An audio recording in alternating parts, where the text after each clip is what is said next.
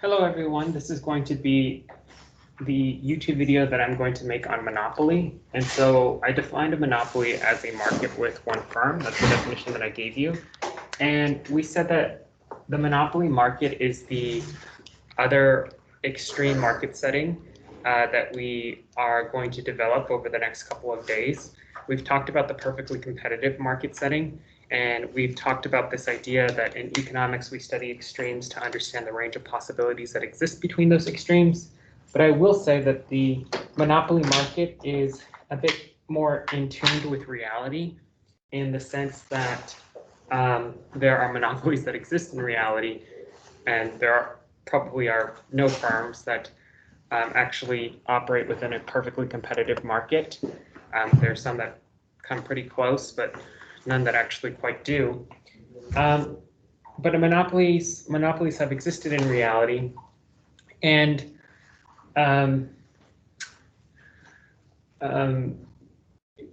therefore we can think about like the monopoly market setting as being a bit more realistic. I think that was Jones, right? Hopefully she didn't want to talk to me, but we'll find that also the monopoly model that we're going to develop is actually going to tell us a lot about firm behavior in market settings that are not monopolies as well. Okay, so we're going to assume that monopolies are price makers as opposed to price takers in the perfectly competitive model. Don't worry about this assumption for now. This is going to become relevant for later. The profit maximizing rule for monopoly still holds. Marginal revenue equals marginal costs. At the intersection of those curves, that's where profit maximization is going to take place for the monopoly, and that's where the monopoly's profit maximizing firm should produce that quantity. So let's think about the perfectly competitive model for a second that we've developed. We said that in the perfectly competitive model, the firm is going to be a price taker, and so therefore the demand curve in the perfectly competitive model, we also said, is going for an individual firm is going to be perfectly elastic. And so at the price point, that's where the demand curve for that firm is also going to be. In addition, we said that this line, right, this assumption, right, this market assumption that allowed us to derive all these curves is going to mean that in addition to being the demand curve for that firm, it's also going to be the marginal revenue curve and the average revenue curve. Let me talk a little bit about why in the perfectly competitive model, the demand for that good is perfectly elastic. Well, it's because we made a lot of very unrealistic assumptions about the market, right? The demand for that single firm is perfectly elastic, I should say. Like the demand for the market good may actually be relatively inelastic, but if a market meets the criterion for a perfectly competitive model, then the demand for an individual firm's good or service is going to be perfectly elastic. I gave you the example of the lemonade stand where all your teachers are selling lemonade in the Idea San Benito parking lot. It has to be identical products, right? That's one of the conditions that gives rise to a perfectly competitive market. So no one can sell a different type of lemonade. Well, if Mr. Rivas decided to raise the price of lemonade, people could, don't face a lot of transaction costs and can just go to Miss Smith's and mine and Miss Flores' lemonade stand and buy lemonade from them. So we're assuming this demand curve is perfectly elastic. Right, so a lot of hefty assumptions that allowed us to derive these curves. And now we're going to think about sort of the difference between, or before we get into that, I also want to define marginal again. So the marginal revenue curve is critical, right? And so marginal, I gave you that trick of thinking about saying the term additional twice in your head. It's the additional revenue from an additional unit of output. If we wanted a more mathy way to define this, we would say that marginal revenue is the change in total revenue over the change in quantity. So it's a rate of change. I might have a more mathy example. I'll put it up that kind of incorporates some algebra to approximate this. And for those few that have taken calculus, I'll show you kind of how we use derivatives in economics, and how the marginal revenue function is essentially a derivative of the total revenue function, but that will be a separate video. Okay. So that's a good refresher on this model, but critically, the profit maximization rule maintains the same, except now the marginal revenue is not going to be priced in this model, right? So in the monopoly model, marginal revenue is not priced, but the profit maximizing condition still holds. Okay, so here's average and marginal revenue for a monopolistic firm. And so what I'm showing you here, and this is where the assumption of one price comes in handy. So we're going to make an assumption about this monopoly market really quickly. We're going to assume that the monopolist cannot price discriminate and can only offer one price, right? So we can see this sort of poisoning effect. And so here we can see at P1 the revenue. So we're ignoring cost for a second, even though we know firms care about cost, because remember, firms that are profit maximizing care about revenues minus costs, but we're ignoring the cost for a second because I want to show you this. So just assume zero marginal cost. So here we can see the revenue that this firm gets. Oh, I forgot to also mention that the monopoly, since they own the entire market, their demand curve is going to be downward sloping, right? And the demand curve for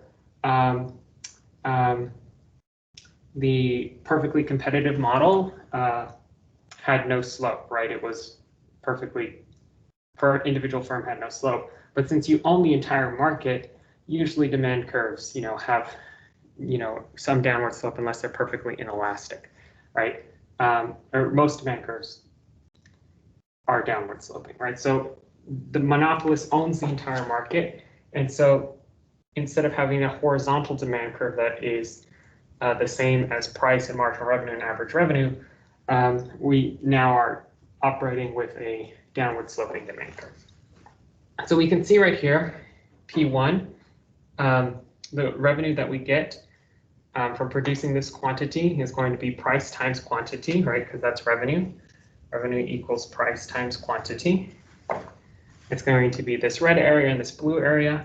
But then if the monopolist wanted to increase output, right, because they own the entire market, so let's say at Q plus 1, then they would have to lower the price, right? And that would essentially poison them in the sense that they no longer would have the red revenue, but they would expand their revenue. Now, whether this is a good position or not depends on the elasticity of the demand curve.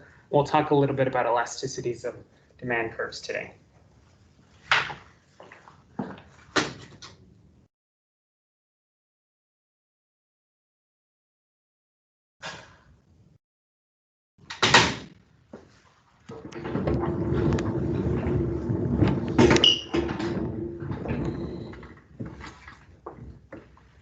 Okay, so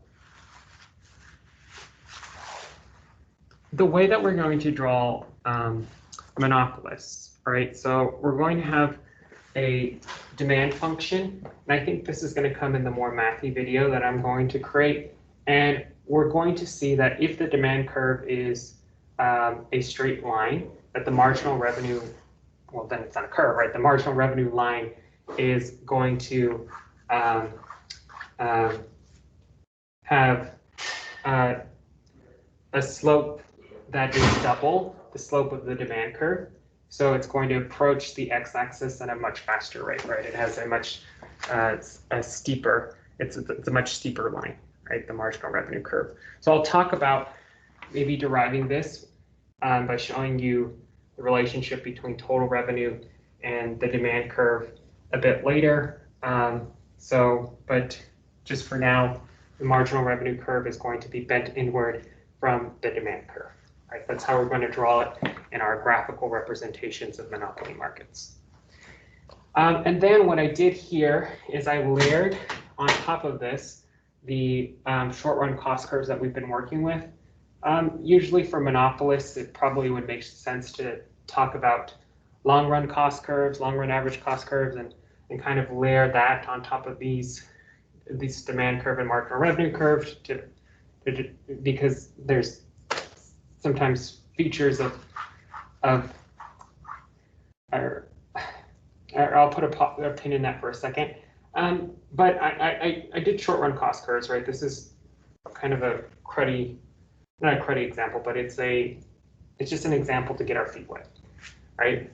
And so the intersection of marginal revenue and marginal cost is still going to be the profit maximizing point. So we go all the way down to the number 6 right here, and that's going to be the profit maximizing production point. So this monopolist, if they're profit maximizing, is going to produce that amount.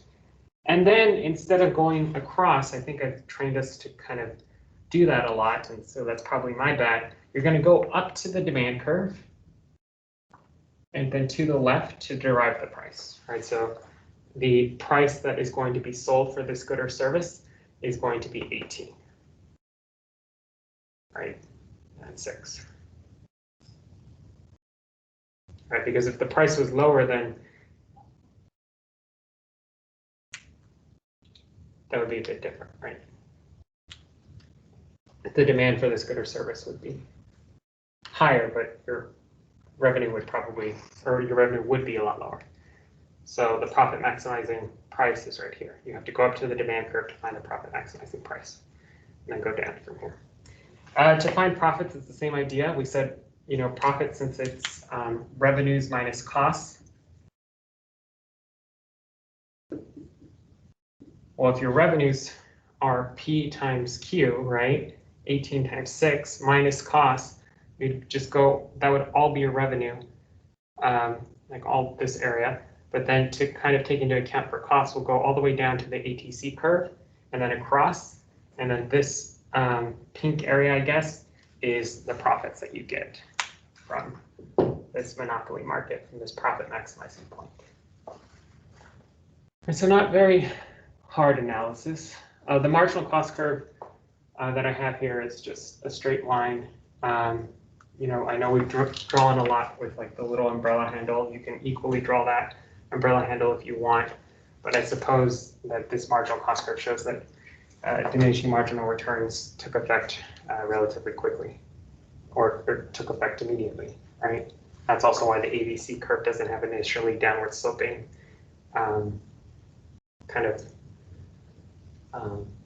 initially, it isn't initially downward sloping, it's just upward sloping. That's just something very technical. The same curves that we've worked with in the short run for a while. All right, and then I think I'm gonna have to pause the video because I have to go to team meeting. Actually, let me finish this last point. A monopolist has market power. Some of you talked about a monopolist as being, when I asked you, what did you think it was, as being this like kind of all-powerful firm with a lot of power. And monopolist has market power, but they're not superpowers, right? The market power that a monopolist has is that they can produce at a price greater than marginal costs, right? Which is something that we said that in a perfectly competitive world, a firm can't do.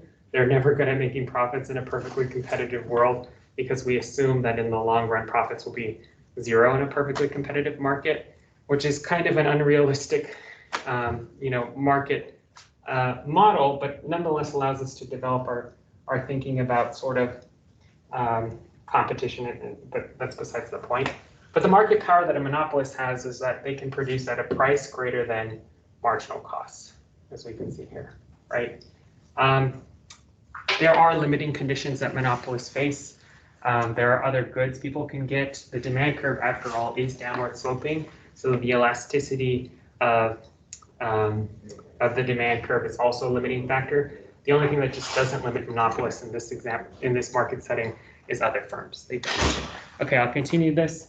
There will be a part 2 to this.